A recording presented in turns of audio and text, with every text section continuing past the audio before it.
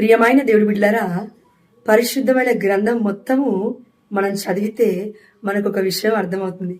అదేంటంటే బైబిల్ కేవలం ఒక వాక్యము చదివి అర్థం చేసుకోవడం కాదు. పరిశుద్ధమైన గ్రంథం మొత్తము చదివినప్పుడు కాంటెక్స్ట్ వైజ్గా, అంటే సందర్భము మనం అర్థం చేసుకోవాలి.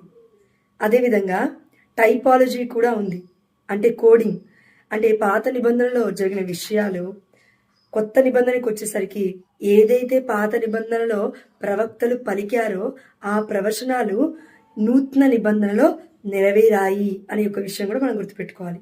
ఎందుకంటే హెబ్రీయులకు రాసిన లేఖ 1వ అధ్యాయము 1వ వచనం 3వ వచనం ఒకసారి చూడండి. గతమున దేవుడు పెక్కు విధములుగా ప్రవక్తల ద్వారా మన పూర్వులతో మాట్లాడెను.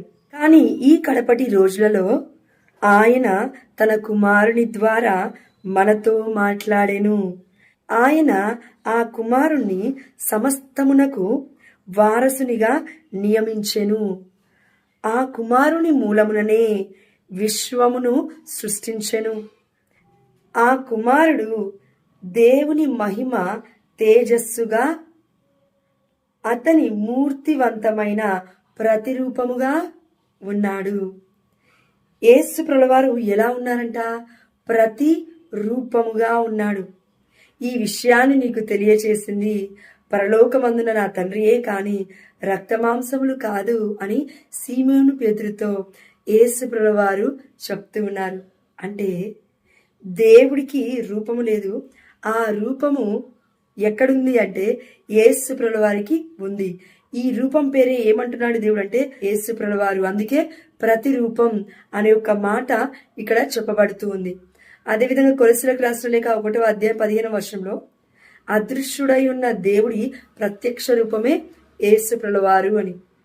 అంటే ఇంగ్లీష్లో ఏమంటాం?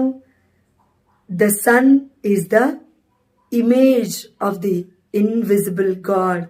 ఇమేజ్ని నువ్వు విశ్వసించట్లేవు, ప్రతిరూపాన్ని నువ్వు విశ్వసించట్లేవు, ఐడిల్ వర్షిప్ అనుకుంటూ అదేదో నీ ఓన్ లాంగ్వేజ్లో నువ్వు మాట్లాడుకుంటే తప్పవుతుంది. బైబిల్ మాటని నువ్వు విశ్వసించాలి, ఎవరో చెప్పిన మాటని కాదు. బైబిల్ దగ్గరికి రా, బైబిల్ చదువు, దేవుడు నీకు వివరిస్తాడు.